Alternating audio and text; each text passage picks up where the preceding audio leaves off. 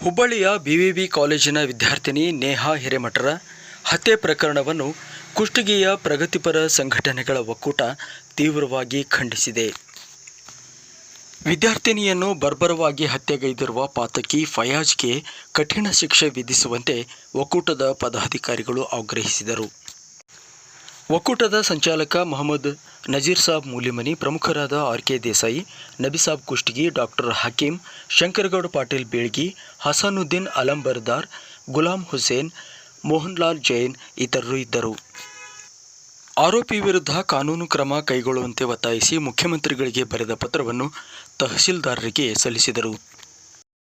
ಇವತ್ತು ಈ ವೇದಿಕೆಯ ಮುಖಾಂತರ ಆ ತಂದೆ ತಾಯಿಗೆ ಆ ಕಷ್ಟವನ್ನ ಭರಿಸುವ ಶಕ್ತಿಯನ್ನು ನೀಡಿ ಆ ಸತ್ತಿರ್ತಕ್ಕಂಥ ವಿದ್ಯಾರ್ಥಿನಿಗೆ ನ್ಯಾಯ ಸಿಗಲೇಬೇಕು ಅಂತಕ್ಕಂಥ ನಿಟ್ಟಿನಲ್ಲಿ ನಾವೆಲ್ಲರೂ ಕೂಡ ಪ್ರಗತಿಪರ ಚಿಂತಕರು ಇವತ್ತು ಈ ಸಮಾಜದ ಏಳಿಗೆಗಾಗಿ ನಾವೆಲ್ಲರೂ ಕೂಡ ಇಲ್ಲಿ ಸೇರಿ ಇವತ್ತು ಸರ್ಕಾರಕ್ಕೆ ನಾವು ಈ ರಾಜ್ಯದ ಮುಖ್ಯಮಂತ್ರಿಗೆ ಮಾನ್ಯ ತಹಸೀಲ್ದಾರರ ಮುಖಾಂತರ ನಾವು ಇವತ್ತು